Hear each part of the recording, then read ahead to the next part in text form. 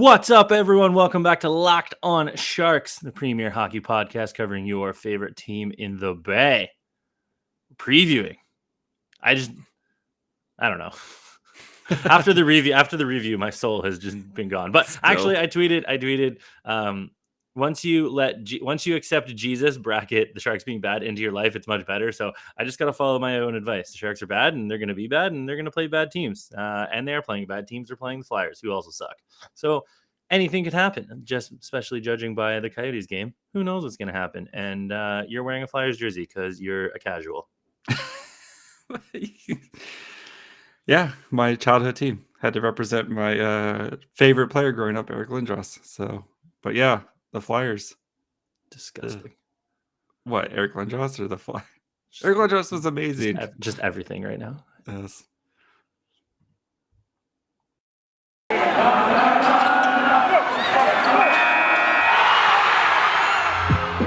You're Locked On Sharks, your daily podcast on the San Jose Sharks. Part of the Locked On Podcast Network, your team every day.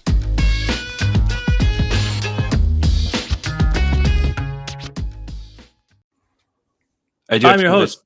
Shout out to Bez, who sent me the link. Got this Eric Lindros jersey for $20 online. So, our good friend Bez. Anyway, Sir, sorry. This is a San Jose Sharks podcast. Please leave. I was trying to do the intro. I'm sorry. I'm the host and main character. That's what you get. Today, yes. Kyle Demetrius. I'm back as always with my co-host, JD Young, who's wearing a Flyers jersey. He's legitimately wearing a Flyers jersey. Yeah, he really is. So we know who he's cheering for tomorrow. It's not San Jose. Mind you, probably a good thing if we're going if we're going tank strategy. You're on board. The Sharks are playing the Flyers. We are recording this on Wednesday night before the Flyers play the Kraken. So we don't know what's going to happen in that game. Obviously, we're not psychic. And all the stats you hear are based on pre-Seattle game. So all that kind of stuff is based on what we know now. But what can you do? We're not going to stay up and wait for that game to finish before recording. We have lives. I'm already exhausted. I do not we have lives. A quick note, too, is that the World Juniors were officially canceled. William Eklund finished as a boss. He ended up having like 3 points or something like that. There was a bunch of COVID cases happening. Teams started forfeiting, starting with the U.S. forfeiting against Switzerland. And then Russia forfeited against Slovakia, I think. And there was USA might have had to forfeit against Sweden, all sorts of shenanigans. So, and the officials, I think there was five of the officials that came that COVID case. It's brutal. The IIHF decided instead of going with health and safety, they went with cheap and inefficient, and they put them up in hotels in places like Red Deer where there was weddings going on and wedding guests just milling around. There was literally zero effort to be done. The Red Deer they should have just done. Yeah. Oh god. They should have done some sort of bubble situation, but they didn't. They went cheap. Anyway, that's neither here nor there. I think it seems like they're gonna try to reschedule it in the summer or something like that. So God, who knows?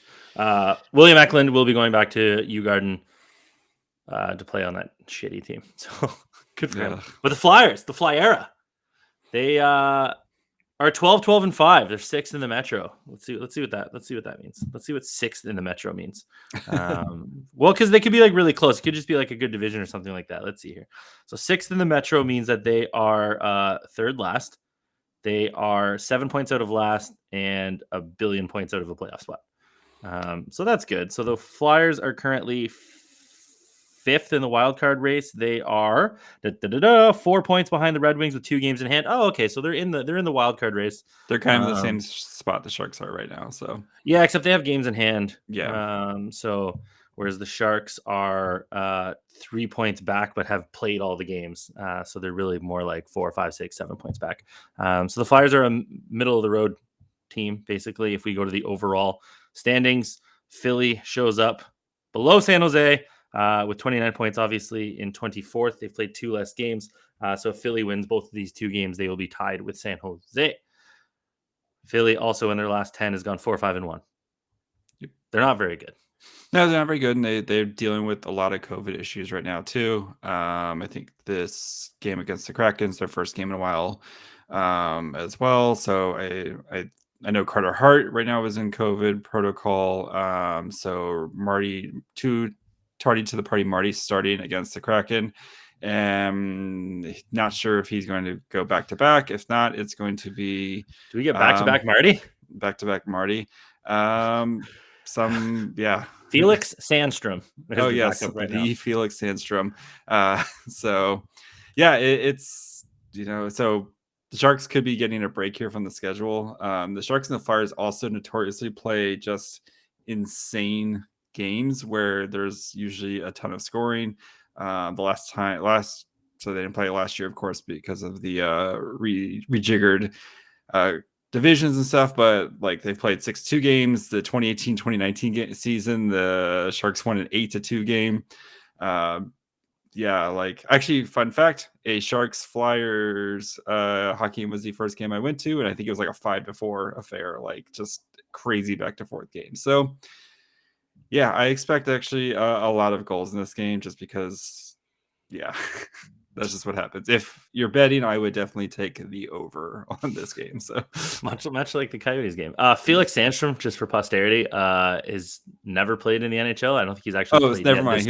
If he's playing, that is a 50 save shutout coming in because that's what the Sharks do. He's played 15 games in the AHL this year with an .896 save percentage. Last year he played 11 games with a .903. He came from the Allsvenskan last year. He played 5 games.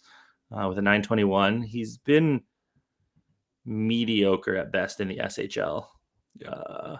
He's 24 years old. I don't think he's it. So they're probably going to go with back-to-back Martin Jones, if I had to guess. That would be fun. Yes.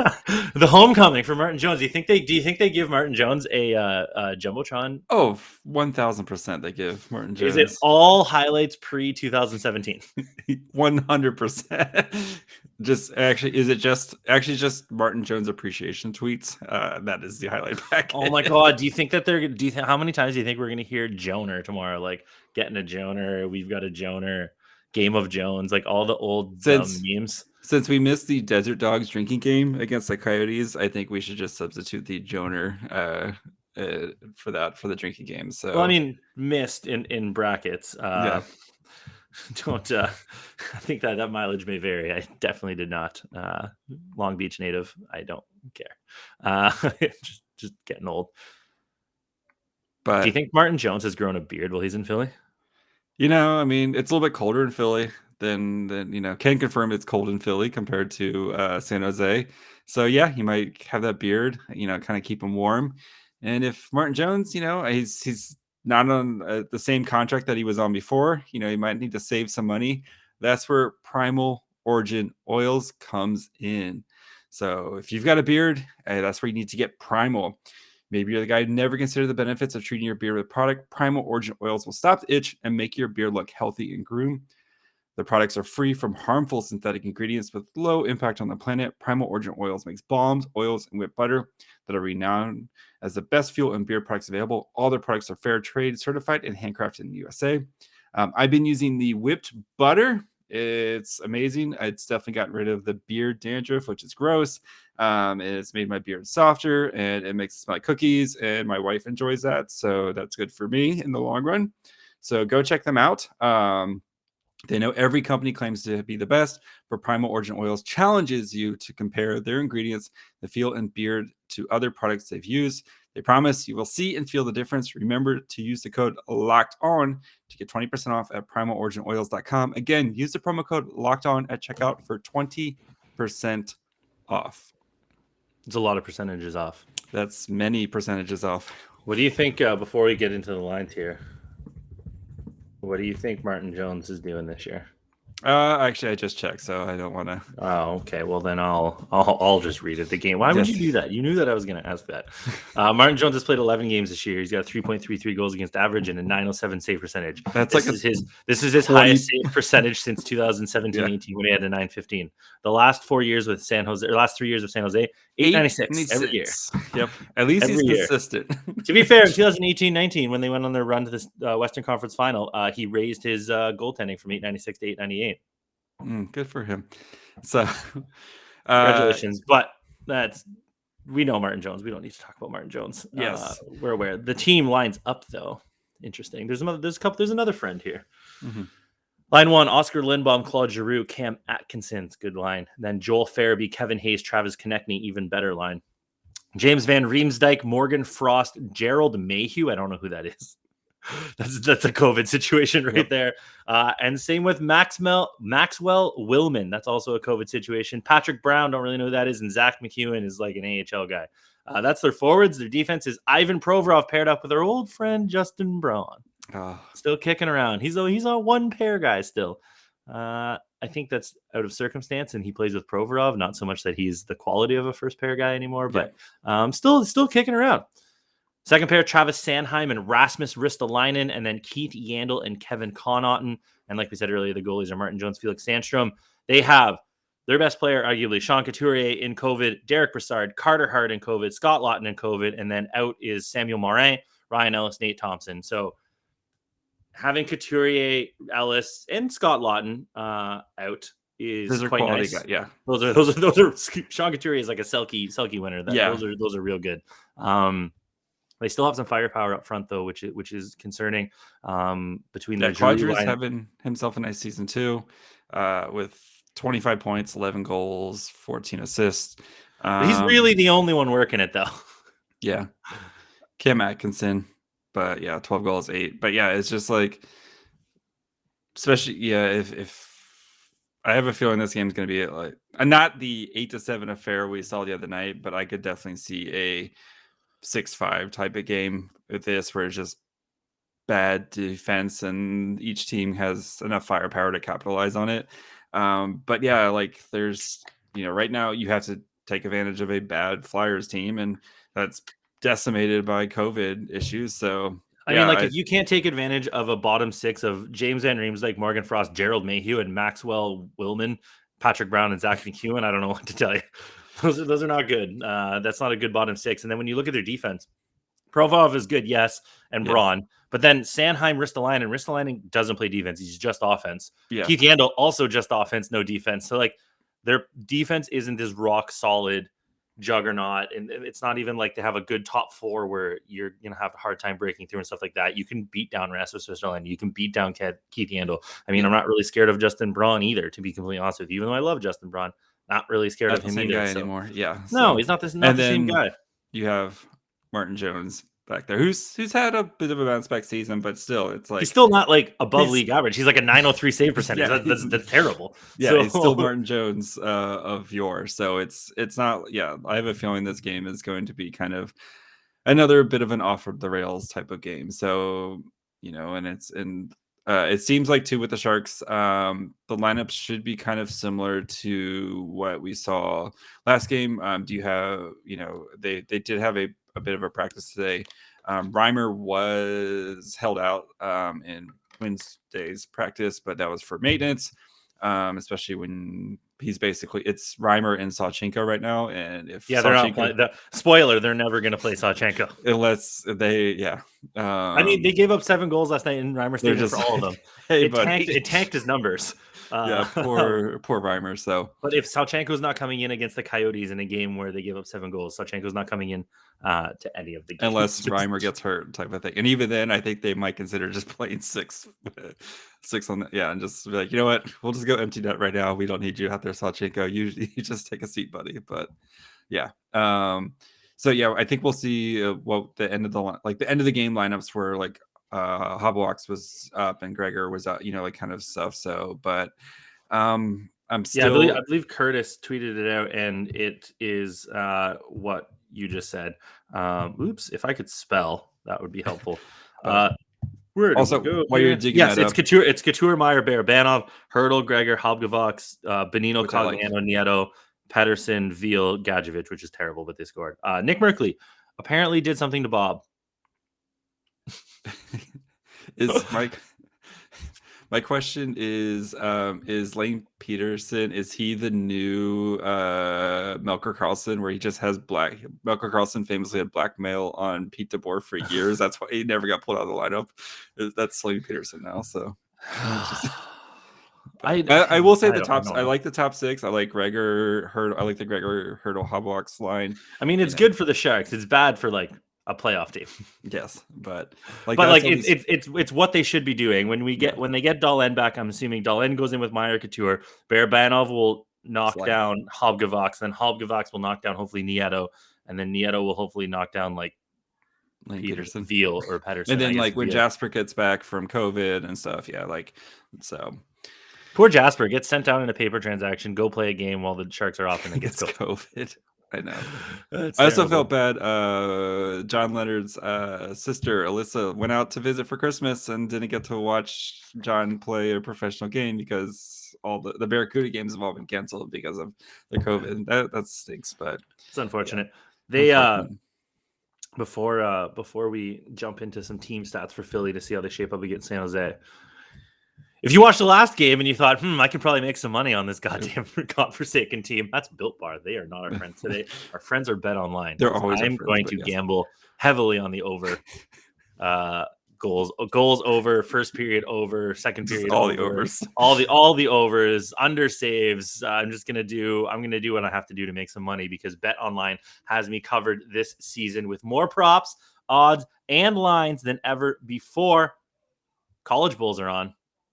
Want to bet on college Bulls? I know how much people love college football down there. Yeah, you got the college playoffs this weekend. Only 2 more weekends until regular football, professional football playoffs. So there's a lot of opportunities to gamble. Mm-hmm. Bet Online remains your number one spot for all the sports action this season. Head to the website or use a mobile device to sign up today and receive your 50% welcome bonus on your first deposit. Just use our promo code Locked On, which is right here, to receive your bonus from basketball, football, hockey, boxing, UFC, cricket. If you bet the under on amount of days, you probably want a lot of money because Australia smashed England. See, I know things. Your favorite Vegas casino game? Don't wait to take advantage of all the amazing offers available for the 2021-2022 season. We're almost there. It's only a few days away. Oof. BetOnline is the fastest and easiest way to bet all your favorite sports, so don't wait to take advantage of all the new amazing offers available. BetOnline, where the game starts. So, if we look at some team stats here. Hold on. Do you think can we get BetOnline to set the over-under on the amount of drinks you're going to consume at the Seahawks game this weekend? Let's conservatively. Are we counting the pregame, like the yes, the whole day? Pregame? Okay, so the whole. Okay, we're gonna cap it at the end of the Seahawks game though, because afterwards I'm not. We're gonna go with. I'm just whatever it is. I'm smashing the over. 12.5. I'm smashing the over. That's over. The official line is 12.5 drinks. So that's like one mixed drink, but a double counts as 2 drinks because it's 2 shots, or a glass of wine, or a beer. A big beer. I'm going with a bunch of Australians. They don't do small beers. They do normal pints. So 12.5 is the line. Smashing the over. Bet Online. Throw a prop in there. I'll bet on it. Actually, I can't bet on it because I would be throwing it. Yes. 12.5 is the over. So this is Philly. They are 26th in goals, 2.66 per game. That means jack all when they just played the worst team in the league for scoring goals and they gave up 7. Philly so they're bad at scoring goals. Mm-hmm. Because they take a mediocre amount of shots. They take 31.5 a game, which is 17th in the league, but their shooting percentage is only 25th, 8.4. So they're taking an average amount of shots, a little below average amount of shots, and they're not scoring. That's their big problem here. Like I said earlier, Giroux's got a lot of points, but other people don't. Their power play, 26th in the league at 15.9%. They do win a lot of faceoffs, though, 54% in the dot. I believe Hurdle last night was like 8 of 12 or something like that, something heinous. It was really good. On defense, the Philadelphia Flyers allow 3.17 goals per game, which is 22nd in the league. They allow 34.6 shots, which is 31st in the league. They're 11th in penalty kill, though. So you can't really hurt them. Well, you can, but you can't really hurt them on the power play. But you're also not going to hurt them on the power. They're also not going to hurt you on the power play. Yeah, they suck. And then they take in the 19th most amount of penalty minutes, so they get 8.8. So nothing working there. So this feels like a 5-on-5 type of game where you want to see the Sharks to try to establish some consistent offense in this game, especially against some weak defensive defensemen than our beloved Justin Braun. And it'd be nice to see, like, even against, the Coyotes, who have an abysmal defense, like the Sharks just weren't able to get like shots, and it would be, I mean, they got plenty of high quality shots, but it would just be nice to like see those like 2 to 3 shifts of like consistent zone, pressure where you're just like controlling the puck and stuff like that. So I think should be their like main goal is like, one, let's play some actual defense this game, and two, let's try to get like consistent offense, especially against a very bad defensive team and Martin Jones, who we've all seen for the past 6 years. And that they should score so much on Martin Jones. They should. They know in all of this. Yes, that's why they know everything. And you know who I'm picking? Our boy Timo with 6 goals in 8 career games against the Flyers. He's also had his only hat trick against the Flyers. So I think this is where I think we're gonna have a lot of Timo time tonight. No, no. You know who it's gonna be? It's gonna be the defenseman, because they've been hung out to dry by Martin Jones for 4 years or whatever. And they're just gonna be like, this is our revenge. You think Erik Karlsson didn't know about all the times they're like, oh, we played bad defense when it's a flutter puck from the side that goes in?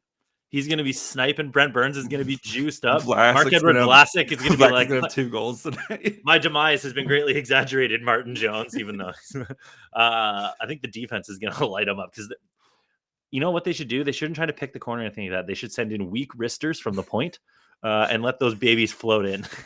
You know what they need, like the lob shot, like like when you're playing tennis and you do that like little lob bubble. That's what they need to do to Martin Jones, is just try to get like little lob shots, and because he's not going to be able to do anything with that. So and if it's Felix Sandstrom, just hammer away. Who knows? That guy's not very good. Who knows that guy? So no, I've already said if it's Felix Sandstrom, it's going to be a 50. The Sharks are going to just have like 50 shots, and they're going to the Ben Scrivens 1-0 victory for the Oilers when he saved 54 shots or whatever. Yep. Okay, let's get out of here. What's your prediction for the game? Like I said earlier, it's gonna be like a 6. I think the Sharks win, but it's gonna be like a 6-5, just no defense, just all goals, running gun type of game, because that's what these two teams do every time they play. I think the Sharks lose 3-2 in overtime. Ugh, that's gonna starting. It's the momentum for picking against the Sharks every time is here. We're back, baby. The kid's back. You're gonna have some next week. You're gonna have some. You're gonna be picking against the Sharks against some bad teams next week, but yeah. Good thing I'm not here for the first 3 days of next week. Oh yeah. So, it's this game. I have a feeling it's gonna be another fun game. Fun as was the Coyotes game fun? It was entertaining, at least. It was like that game was just like, if you like watching goals and bad defense, and that was, if you accept Jesus into your life and just accept that they're bad, it was fun, I guess. Yeah, at least if they're gonna be bad, like we said, at least be entertaining. And I like to watch 6-5 games instead of like 5-1 games. So let's enjoy that at least. Yeah, let's do that. If you have predictions for tomorrow, or you want to throw in your over under and how many drinks I'm going to smash on Sunday for Seahawks Lions, over, you can let us know on Twitter at Locked On Sharks. We'll keep a tally and see who's right. Facebook, Instagram, if that's where you want to message us, you can do that there. I don't know where I was going with that, but you can do that.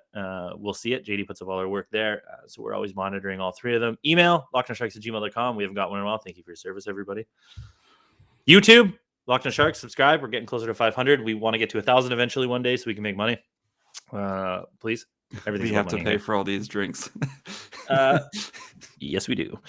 I'm assuming Lumen Field is not cheap. Amazon Music, Apple, Spotify, all the usual suspects you can hear us on. If you're listening to us now, just keep listening to us there. If you would like to get at JD, you can do that at My Fry Hole. Kyle, is that Kyle Demetrius? Thank you for making us your first listen. Go check out Locked On Bets if you want to go win some money this weekend. Now's an amazing time in sports with the college playoffs and NFL playoffs, and basketball's in full swing. And now's a good time to go win some money. Also, go check out Lock On Flyers and Locked On Penguins if you want to start getting ready for the next couple game opponents for the Sharks and whoever else you may enjoy. Let's go Locked On Seahawks. Oh yeah, go Seahawks. Also, shout out to my mom. It's her birthday. Oh, happy birthday, Miss Kyle. Yeah, happy birthday to her. You old bag. No, I'm just kidding. She's actually not that old. She's only 57. And she's not listening either. You never know. She supports my career endeavors. She's not listening. She's not listening. It's okay. I still love you, Mom.